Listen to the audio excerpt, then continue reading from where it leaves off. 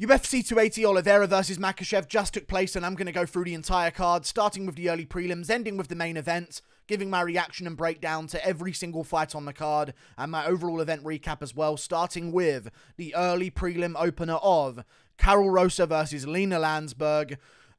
Interesting fight to start off the card because there was an illegal knee by Karol Rosa that got a point taken away. And then also you've got to consider that Lina Lansberg dropped Karol Rosa early on in the fight as well. But overall, Karol Rosa won the fight, getting to dominant position on the ground, landing a bunch of total strikes as the fight went on, and just dominating in that position. Now, understandably, there's an interesting way to sort of go about this decision. If round 2's a 9-9... and Rosa wins round 3 and Lansberg dropped her in the other round, who cares? It's women's bantamweight. Moving on, up the card to another fight. Mohammad Mokaev versus Malcolm Gordon.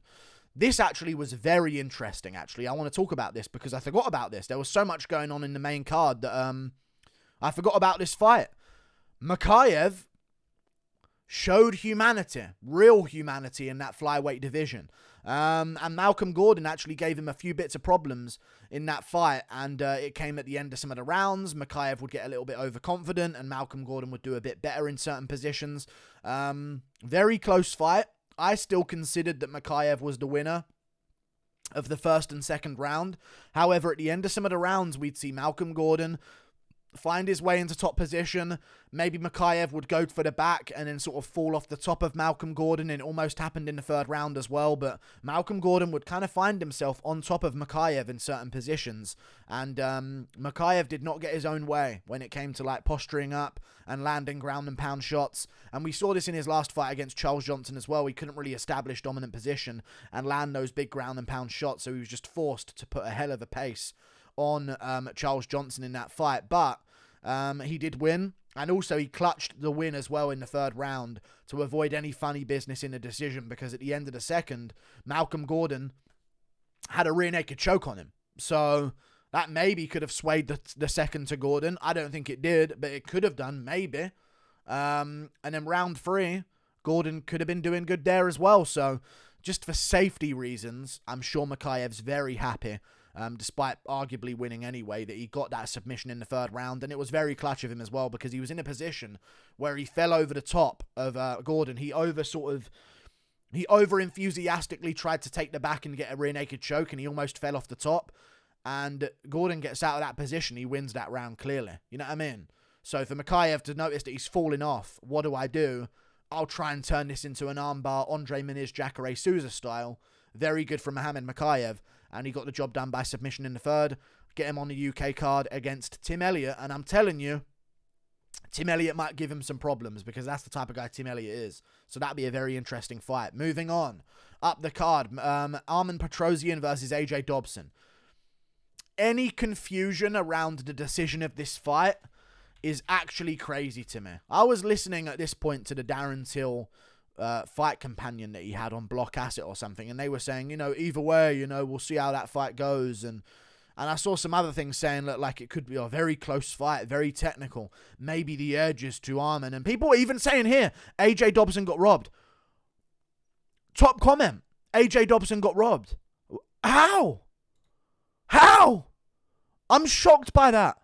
Top comment, AJ Dobson kind of got robbed, That is so unbelievably pathetic. So unbelievably pathetic. Till versus Duplessis is official, by the way. Wow, that's crazy.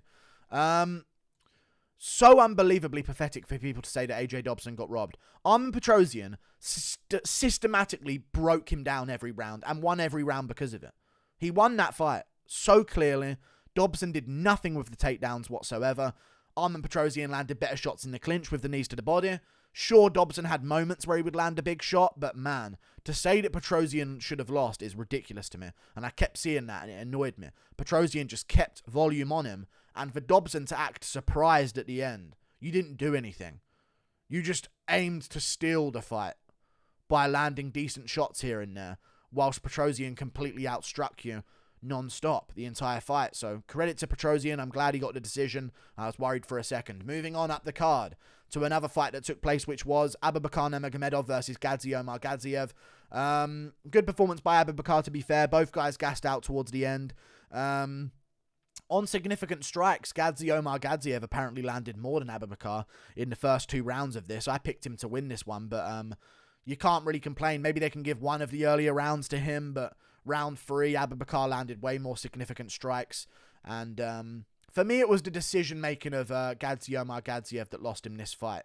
He kept, shooting and then pulling guard against Abubakar, which was very interesting to me. I feel like he could have won it on the feet and showed a bit more striking, but maybe he didn't have the striking, and I overestimated him a little bit. But, yeah, very close fight, but every round, in my opinion, seemed to edge out the way of Abubakar Nurmagomedov, getting a dominant position. Gadzhi Omargadzhiev just kept putting himself on bottom for some weird reasons. Constantly throughout the fight, kept making bad decisions, shooting when he should have stayed on the feet, and then pulling guard, and it was just a very strange situation. But Gadzhi showed decent scrambles. He showed a tough ability to stop Nurmagomedov from keeping him on the ground, but Gadzhi lost. Abubakar looked good. Did he look a Nurmagomedov good? No, I don't think he ever. I think he's probably the weakest Nurmagomedov on the roster, but he looks all right. And he won, so you can't blame it. But I just don't think he'll be a world beater like Makhachev or Khabib or even Umar potentially could be, Moving on. Up the card, Nikita Krylov versus Volkan Oezdemir. Oh my god, this fight. Dude, I'm so surprised by Krylov's chin, his endurance, his cardio. Round 1 was close. Round 1 was very close, and you can give it either way, to be honest with you. It was a very close round. Do you rate the submission attempt from Krylov more in the first round, or do you rate the ground and pound at the end of the round from Oezdemir and winning some of the moments early on in the feet as well, despite Krylov rocking him? I guess you can give it to Krylov because he rocked him badly. He had more nearly fight finishing moments, even though Oezdemir overall landed better shots and more of them. Krylov rocked him badly, hurt him, ended up trying to take him down, but Oezdemir, man, his legs are so thick. He does not skip leg there. He was stopping those takedowns so well in bad positions, but I was so surprised by Nikita Krylov, first of all, at light heavyweight. Think about some light heavyweight fights that we see. After that crazy of a pace in the first round where they're both getting hurt back and forth, both taking big shots, fighting at a crazy, ridiculous pace, both thinking they've got each other finished, for him to push through in the second and third and win those rounds and mix in head kicks in round 2 and 3 into his combinations. Crazy work from Krylov. It was his body work that got the job done, I think, and gave him the advantage with the teeps to the body, front kicks to the body and stuff like that. And in round 3, he pulled away, used all of his strength to get the takedowns that he needed, and won the fight. So very impressive performance by Krylov. And I think he's actually a real threat in that division. I really do, because he's still 30 years of age. A lot of those guys at the top of light heavyweight are getting really old. And if one of them's looking to bounce back against a Krylov coming up, who, by the way, a couple years ago went to a split decision with Glover in a grappling match, now Krylov's stand-up and conditioning has improved. He's going to give people a lot of problems, not to mention he took a round off Ankalaev and won it quite clearly as well. So really looking forward to seeing what's next for him. A good fight from Oezdemir as well, though. Just not enough. Moving on. Up the card, Borralho versus Makhmud Muradov. Very close fight. I gave the first round to Borralho. I gave the second round minorly to the third round to Borralho as well. But this fight was very close, and 30-27 confused me. I believe the second round should have gone to Makhmud Muradov, in my opinion, as far as I remember, because he finished it throwing ground and pound. I don't even remember the fight too clearly to say, but I'll try and remember what I do know. I gave a round to Makhmud, maybe the second. I thought he won that one on damage and getting positional dominance as well. He was out grappling in certain moments. Borralho here. Round 1, though, I gave to Borralho. He took mount. He had the back. He landed good shots from there with elbows and stuff like that. Even though Muradov started to mount a bit of an offense at the end, Borralho was even landing good shots on the feet in that round. So I went with Borralho winning this one 29-28, but I was worried they might give it to Muradov, I'll be honest with you. It was a very close fight. Muradov showed massive improvement in his grappling skill. He was finding his way out of full mount from Borralho, which was very impressive. And in my opinion, although Muradov did look good and Borralho still got the win, it kind of diminished a little bit of hype on Borralho for me. I thought that Borralho was going to be this guy at middleweight who was going to come up the rankings, out-grapple everyone, get his takedowns, get his jiu-jitsu going. I thought he'd finish Muradov. But after this, I'm kind of thinking to myself, let's not rush that Brazil card. And if you are going to turn around for that Brazil card, let's fight another guy who's unranked first before we jump in against the Tavareses and get to the Jack Comansons of the division that might be able to stuff the takedowns and beat you on the feet. So give it some more time. One more step, and then we can take the jump into the rankings. But good performance from Cal Borralho, man. Very good performance. He gets the job done. And we'll see if he can make some improvements that he needs before he fights better opponents. That's a kickboxer, Muradov. Should not be giving you trouble in the grappling like that, in my opinion. But good win from him. Moving on, up the card to another fight which took place, which was Belal Muhammad versus Sean Brady.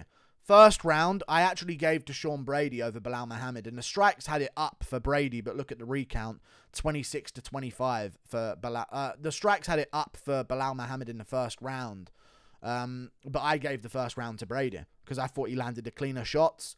The more significant shots in the round were landed by Brady. He had some takedowns stuffed, but I also kind of considered it as he wasn't even shooting real takedowns. It was kind of like he was half-arsing them just to make Belal think about takedowns coming his way, and maybe that was giving him a bit of an advantage in this fight, and Belal didn't even shoot a single takedown the entire fight long. So, you know, Brady was landing good check hooks, good combos. He was chewing up the leg of Belal in the first round, while Belal was kind of just landing jabs and not much else, really.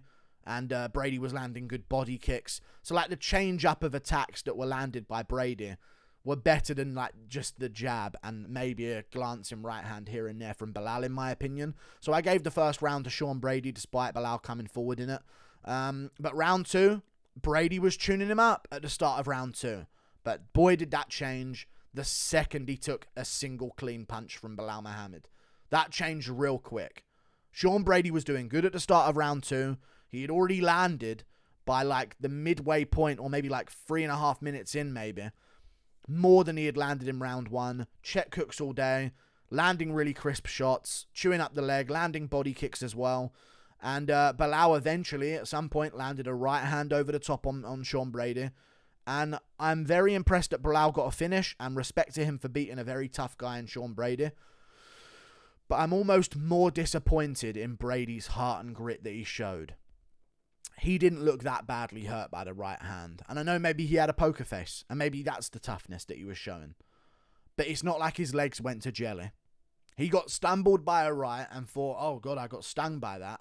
And then after that, instead of doing anything to help himself, think about what O'Malley just showed against Petrosyan getting stung by those big shots. To watch Brady get stung by a single right hand by Belal, and then just wilt and cover up and not throw back at all, and almost just beg to make it out of the round. He had 13 seconds left, so maybe the referee should have taken that into consideration and been like, you know what, 30 seconds left, we'll give him some time and see if he can bounce back in the third. But did not look good for him.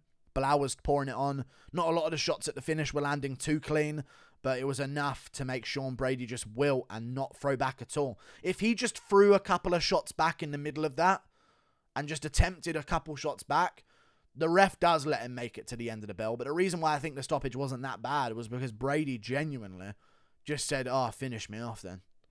Just, oh, you've landed a good shot. Oh, finish me. I don't want to throw back. I don't want to try a takedown. And just accepted it. Very tough for me to see that from him. And I'm going to consider that in his future predictions. But good job by Belal Muhammad. He deserves a big fight in the welterweight division. I'd say there's going to be 2 big fights. Maybe what Dana's planning is Chimaev Covington on the London card. Pay Belal a hefty sum of money to be a replacement for both of those potential matchups that are taking place. Moving on, up the card, Manon Fiorot versus Katlyn Chookagian. I went with Manon Fiorot by decision. I thought she won very clearly by decision, but it was quite close. Round 1 was close, but I believe round 2 and 3 should have gone Manon Fiorot's way. And even round 1 could have gone Manon Fiorot's way. So, yeah, I was pretty convinced that she won that fight. I was expecting maybe a 30-27 scorecard here or there. But, you know, Chookagian did good, but it was just that Fiorot was landing the only real shots of the fight.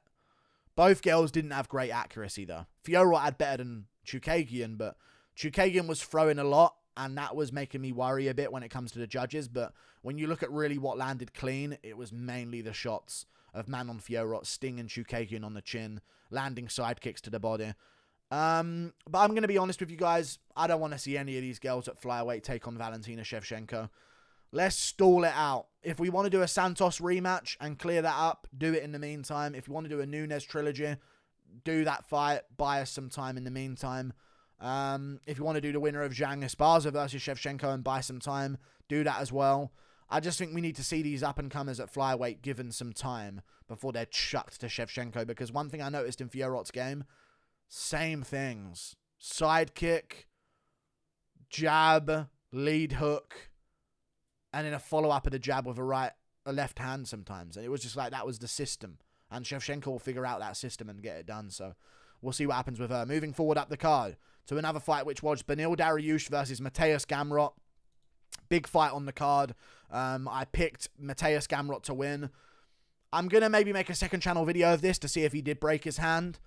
I do believe he broke his hand, Gamrot, in the first round of that fight. I had to chug yogurt as a punishment for losing this prediction.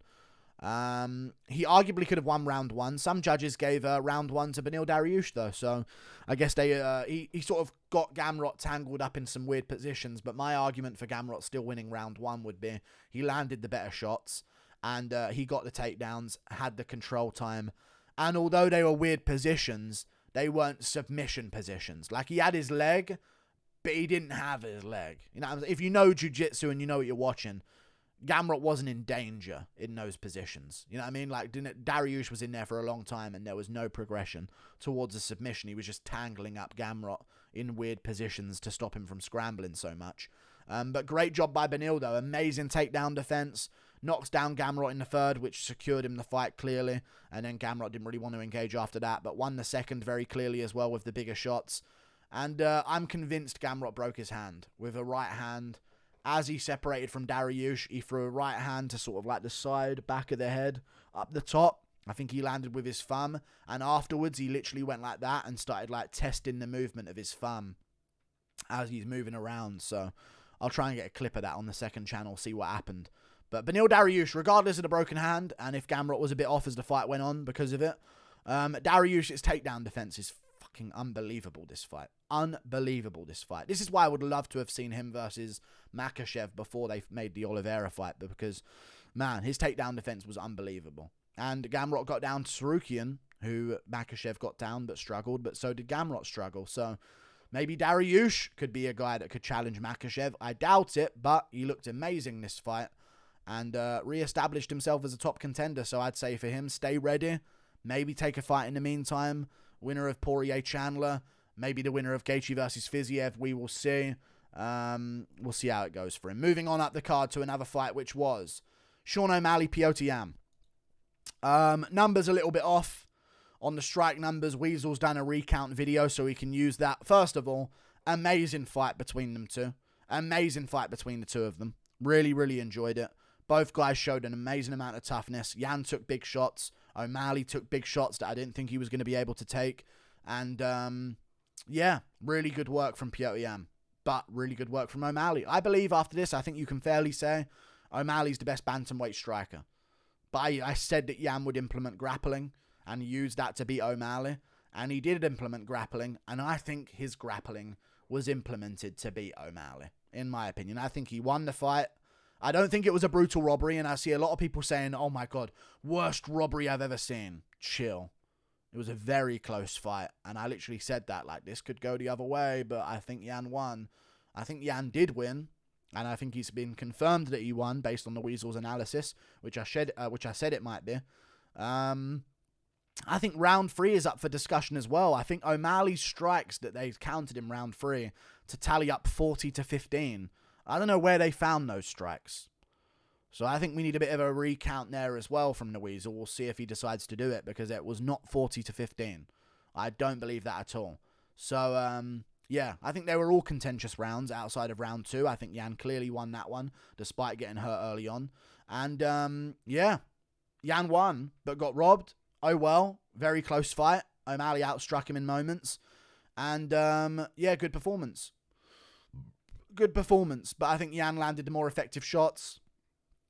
Outside of getting cut in round 3, I thought he landed the better shots as well and got all the takedowns and landed the ground and pound shots. I think little tapping jabs on the feet aren't as effective as big ground and pound shots from a guy stacking in your guard.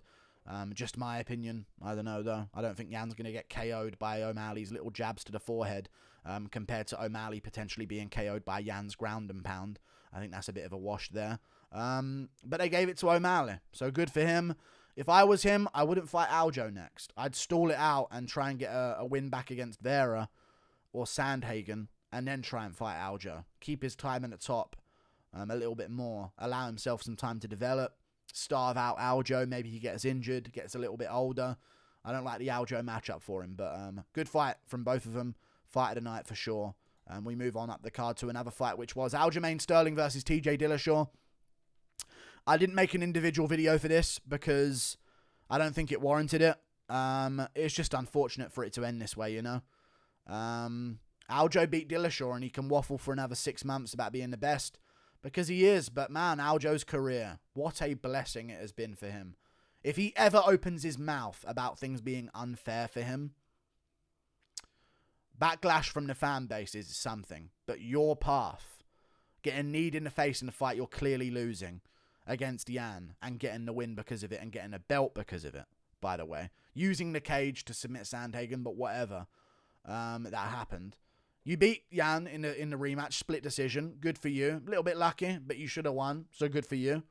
On your knees in the 4th and 5th round. And then Dillashaw's arm pops out and you beat him here. Like, that's crazy to me. Well done, Aljo, because whatever prayers you are doing in the middle of the night to the MMA gods, they're working for you. But regardless, I reckon Aljo would have won anyway. I do. I think he would have won. I predicted him to win. And he looked good against a one-armed opponent. Whatever, you know. Crazy that Dillashaw survived as long as he did with one arm, in all honesty. But he could defend the submission. He could defend at times the takedown and the dominant positional control. He just couldn't survive in any way the TKOs because he couldn't move. He needs to intelligently defend himself, and he couldn't do so, and that was the problem that he ran into. So good job from Aljamain Sterling. You can only fight what's in front of him, and it was a one-armed Dillashaw that was in front of him, and that was the problem. We move on up the card to another moment, which was Islam Makhachev versus Charles Oliveira. Very dominant fight from Islam Makhachev. Very dominant fight from Islam Makhachev. He gets the job done. Round 1 was interesting, you know. Both guys landed shots here and there in the fight. It got interesting. There were moments. But overall, it was like an overwhelming feeling of dread as a Charles Oliveira fan. And you just kind of knew as the fight went on, his chances would sink a little bit more and more. And Makhachev survived the first. No. Oliveira survived the first against Makhachev. Gave him some stuff to worry about with up kicks and maybe a triangle attempt and stuff like that. And then as the fight went on, Makhachev's control became a little bit more dominant. And eventually Oliveira did find his way back up, though. He worked his way back up from positions, threw a couple up kicks, tried out a triangle, pushed Makhachev up against a cage as well. But at the end of the day, it was too little too late. And Oliveira got hesitant on the feet in the second round, started to worry more and more about the grappling. And that's when Makhachev caught him after a flying knee, put him down, went for the arm triangle, sunk in the arm triangle. Oliveira tried one last escape, desperation style, couldn't get out of it. Makhachev made him tap. Amazing performance by Makhachev. Won the fight. He's the champion. I don't see who beats him. Volk's got a decent chance. Dariush has got a decent chance. The welterweight champ, Leon Edwards, has a decent chance. I think Usman matches up better with Makhachev than Edwards does. So we'll see if that happens at some point. But really looking forward to seeing what's next for Makhachev, though. Sucks as an Oliveira fan. I really wanted to see him win. But Makhachev won. No backhand compliments or any little snide comments. He won and he looked good. And he got momentum early and carried it forward for the rest of the fight. So good job to him. We'll see what's next for Charles Oliveira. Goodbye. I went like 7-5 on picks. Not the best card, especially in some of the high key fights. But if I got Jan, I would have been 8-4. You know what I'm saying? See you later. Goodbye.